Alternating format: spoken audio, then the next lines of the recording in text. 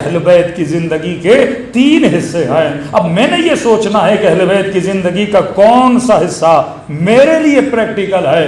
کئی ایسے اہل بیت کی زندگی کے حصے ہیں جن کا مجھ سے کوئی لینا دینا نہیں ہے.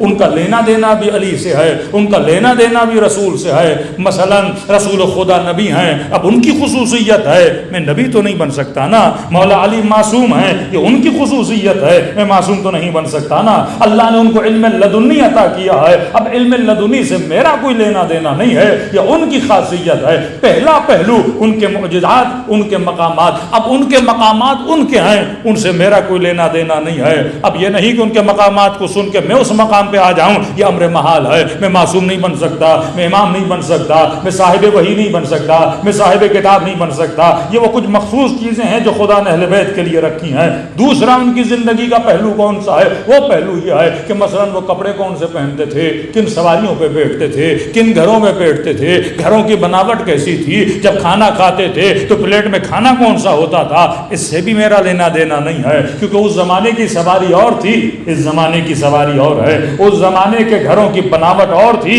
اس زمانے کی بناوٹ اور ہے. اس زمانے کے کپڑے اور تھے, اس زمانے کے کپڑے اور ہیں. ہیں بعض ایسے بے وقوف مسلمان جو ان چیزوں کو فالو کرتے ہیں جبکہ اس سے ہمارا لینا دینا نہیں ہے. مثلا مٹی کے برتن میں کھاتے تھے تو صاحب کہنے لگے ہم بھی مٹی کے برتن میں کھائیں گے. کچھ کہتے ہیں نبی کی زلفیں بڑی تھیں تو ہم بال بڑے کر لیں گے. کچھ کہتے ہیں مثلا نبی ایسے کپڑے پہنتے تھے لہٰذا ہم ایسے کپڑے پہنیں گے. ہاں اگر حکم رسول ہو کہ تم نے یہ لباس پہننا ہے, حکم کو میں نے فالو کرنا ہے. کل میں نے مثال دی تھی, اگر حکم رسول ہو کہ بھائی گلاس ایسا ہونا چاہیے تو پاک و پاکیزہ ہو, اس حکم کو میں نے فالو کرنا ہے. ایسا گلاس نہ ہو جس کے اندر چھید ہو, اس کے بیچ میں شیطان چلا جاتا ہے. شیطان سے مراد ابلیس نہیں ہے, شیطان ہر اس چیز کو بولتے ہیں جو انسان کو نقصان پہنچانے والی چیز ہے. اس چیز کے اندر نہ پینا, مثلا چھید ہو اس گلاس کے اندر, اگر حکم ہو تو میں نے فالو کرنا ہے. لیکن اگر حکم نہیں ہے تو بعض ایسے لوگ آتے تھے صوفیہ کے لباس میں, 6 امام پر اعتراض کیا, 8ویں امام پر اعتراض کیا کہ آپ کا لباس تو بڑا نرم ہے, آپ کا لباس تو بڑا اچھا ہے, آپ کے بابا علی کا لباس تو ایسا نہیں تھا, آپ کی سواریاں ایسی ہیں, آپ کی روٹیاں ایسی ہیں, آپ کے کپڑے ایسے ہیں. تو امام نے بھی جواب دیا تو صحیح کہہ رہا ہے کہ میرا لباس ویسا نہیں ہے جیسے میرے بابا علی کا تھا. کہ وہ کیسے؟ امام نے فرمایا کیونکہ میرے بابا کا زمانہ اور تھا, میرا زمانہ اور ہے. جب زمانہ بدلا تو لباس بھی بدل گیا. حکم اہل بیت ہو تو الگ بات ہے, لیکن یہ نہیں کہ وہ کچے گھروں میں رہتے تھے ہم بھی کچے گھروں میں رہے. بعض لوگ ایسے مقدس خشک پرور ہوتے ہیں جن کے وجود میں حکمت نہیں ہوتی. کسی خاتون نے کہا کہ مولانا میرے شوہر نے زندگی ہماری اجیرن کر دی ہے. میں نے کہا کیا کہ پہلے اچھا خاصا بڑا گھر تھا, لیکن جب سے نجف ہو کر آیا ہے اب وہ گھر بیچ دیا, چھوٹا سا گھر لیا ہے. کہنے لگا میں علی کا گھر دیکھ کر آیا ہوں, بڑا چھوٹا سا گھر تھا. تو میں نے کہا ایسے گھر میں کیوں رہا رہے ہو؟ کہ نہیں علی کا گھر چھوٹا تھا لہٰذا ہم بھی چھوٹے گھر میں رہیں گے. بندے خدا کس نے کہا ہے کہ ان گھروں جیسے تم یہاں گھر بناؤ؟ پہلی بات وہ تصدیق کہاں ہے کہ علی کا گھر ایسا تھا بھی یا نہیں تھا. اگر خدا نے دیا ہے تو زندگی کرنا عیب نہیں ہے, اچھا گھر خریدنا گناہ نہیں ہے, اچھا لباس پہننا گناہ نہیں ہے. تو دوسری چیز بعض لوگ اس کو فالو کرتے ہیں, سارا دماغ اٹکا ہوا ہے کہ بال بڑے تھے یا بال چھوٹے تھے, زلفیں کیسی تھیں, کیا کرتے تھے کیا نہیں کرتے تھے. یہ کبھی نہیں کہا ان کا امامہ کیسا تھا ہم ویسا امامہ پہنیں گے. یا مثلا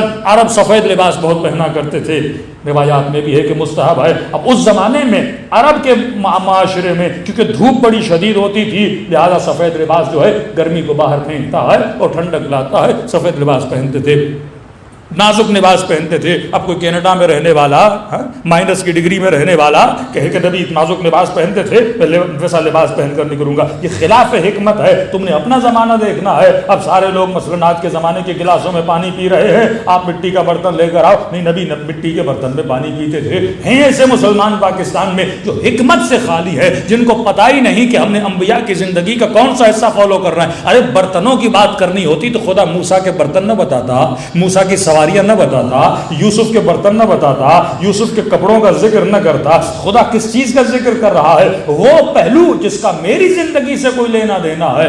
پریکٹیکل چیزوں کو اپنانا چاہیے جن کا فائدہ اور جن کا لینا دینا میری زندگی سے ہو. ہیں ایسے مسلمان جو بعض ایسی چیزوں کو فالو کرتے ہیں. اب مٹی کے برتن ہیں, کپڑے ویسے سمجھتے ہیں پہن رہے ہیں, لیکن جناب نے اے سی بھی چلایا ہوا ہے, جناب نے کیمرہ بھی رکھا ہوا ہے, جناب نے ٹی وی بھی رکھا ہوا ہے. نبی کے زمانے میں تو ایسی نہیں تھا, نبی کے زمانے میں تو ٹی وی نہیں تھا. آپ کے نبی تو گدھے پہ بیٹھتے تھے, تو آپ بھی کوئی گدھا خرید لو. آپ کیوں بڑی بڑی گاڑیوں میں سفر کرتے ہو تو کہیں کچھ اور کہیں کچھ. تو یہ عقل اس چیز کو تسلیم نہیں کرتی, اور اسی فکر نے اسلام کو مختلف ممالک میں بدنام کیا کہ مسلمانوں کی سوچ یہ ہے, یہ دقیانوسی سوچ ہے, ان کی پرانی سوچ ہے, یہ زمانے کے ساتھ چلنے کے عادی نہیں ہے. کیوں؟ کیونکہ وہ سوچ ان کے ذہن میں پڑ گئی, اس پہلو کو انہوں نے لیا جس پہلو کا میری زندگی سے لینا دینا نہیں تھا.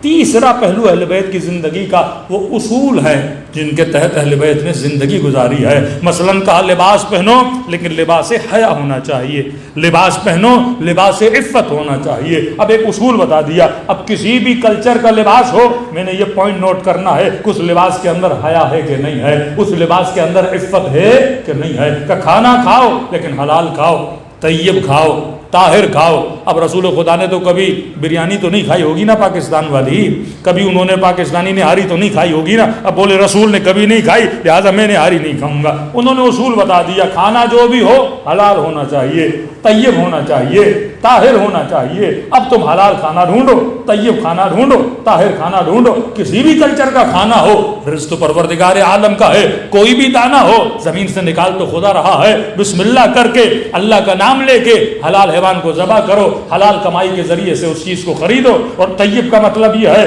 بنانے والی بسم اللہ پڑھ کے پاک و پاکیزہ برتن ہو, ہر چیز پاک و پاکیزہ ہو, وہ کھانا کیا ہو جاتا ہے؟ طیب ہو جاتا ہے. تو اہل بیت نے کیا بتائے؟ اصول بتائے. یہ اصول وہ ہیں جن کا لینا دینا میری زندگی سے ہے. اگر اصول اہل بیت کو اپناؤں گا تو دنیا بھی آباد ہوگی, آخرت بھی آباد ہوگی. صلوات پڑھے محمد و آل محمد.